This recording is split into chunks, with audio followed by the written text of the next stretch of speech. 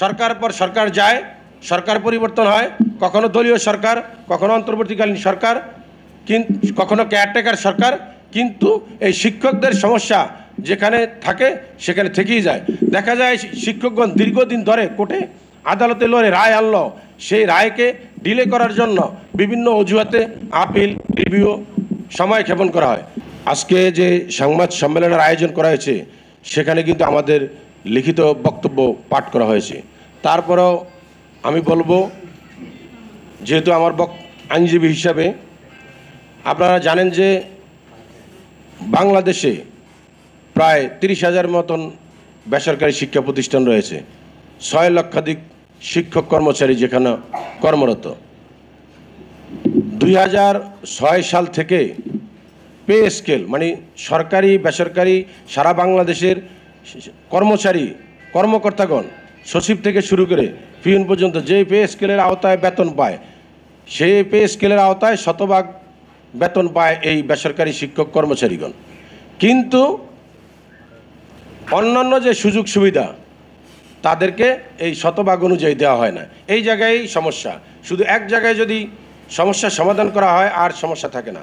তাদেরকে বেতন দেওয়া হয় পে স্কেল অনুযায়ী শতভাগ, বাড়ি ভাড়া, চিকিৎসা, অন্যান্য আনুষঙ্গিক উৎসব বা অন্যান্য যে সুযোগ সুবিধাগুলো আছে এগুলো আর ওই পে স্কেল অনুযায়ী শতভাগ কার্যকর করা হয় না। এটাই প্রধান বৈষম্য, এর কারণে যত সমস্যার উদ্ভব।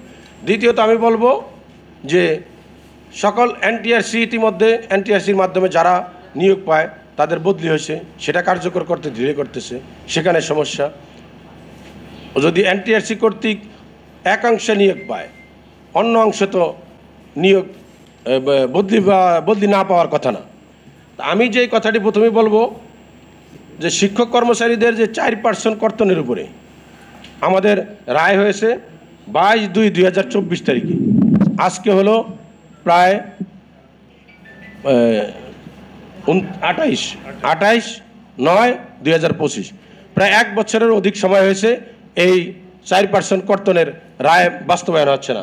দ্বিতীয়ত আমি আরেকটি রায় দেখাবো, যেটা হলো 29/4/24 হয়েছে, যেটা বদলির জন্য আরেকটি রায়ও রয়েছে, সার্বজনীন বদলির জন্য। এই রায়গুলো কার্যকর করতেছে না। তা আমি বলবো যে বিভিন্ন শিক্ষকদের, শুধু এই বেসরকারি শিক্ষক কর্মচারী নয়, হাই স্কুল, কলেজ, মাদ্রাসা, প্রাইমারি, সরকারি প্রাইমারি, জাতীয়করণকৃত প্রাইমারি, প্রতিটি শিক্ষকদের এই সমস্যাগুলো জিইয়ে রাখা হয়েছে, মানে এগুলোর কোনো সমাধান করা হচ্ছে না। সরকার পর সরকার যায়, সরকার পরিবর্তন হয়, কখনো দলীয় সরকার, কখনো অন্তর্বর্তীকালীন সরকার, কখনো কেয়ারটেকার সরকার, কিন্তু এই শিক্ষকদের সমস্যা যেখানে থাকে সেখানে থেকেই যায়। দেখা যায় শিক্ষকগণ দীর্ঘদিন ধরে কোর্টে আদালতে লড়ে রায় আনলো, সেই রায়কে ডিলে করার জন্য বিভিন্ন অজুহাতে আপিল, রিভিউ, সময় ক্ষেপণ করা হয়। তা আমি বলবো যে দাবিগুলা শিক্ষকগণ মাঠে করে আসছেন দীর্ঘদিন ধরে, তার পক্ষে যদি আদালতের একটি রায় থাকে হাইকোর্টের, সেটা কিন্তু একটা সমাধান হয়ে যায়, ফয়সালা হয়ে যায়। তারপরে এটাকে জিয়ে রাখার জন্য আপিল করা, তারপরে কালক্ষেপণ করা, এটা আমি সঠিক বলে মনে করি না। আমি বলবো বাংলাদেশ শিক্ষক কর্মচারী বেসরকারি আজকে যারা সংবাদ সম্মেলন করেছে তারা তো রয়েছে, এদের যে সমস্যা 4% কর্তনের যে সমস্যা, বদলির সমস্যা, দ্বিতীয়ত বাড়ি ভাড়া সমস্যা, তারপরে শতভাগ 6 সাল থেকে যে শতভাগ বেতন পাচ্ছে সে অনুযায়ী তাদের উৎসব, বাড়ি ভাতা, অন্যান্য আনুষঙ্গিক সুবিধা এগুলো প্রদান করতে হবে। এখানে দেখা যায় অনেক শিক্ষা প্রতিষ্ঠানগুলো দীর্ঘদিন ধরে এমপিভুক্ত হয় না, তাদের এমপিভুক্ত করা হয় না। অনেক শিক্ষকরা বিনা এমপি না হয়ে রিটায়ারমেন্টে চলে যায়।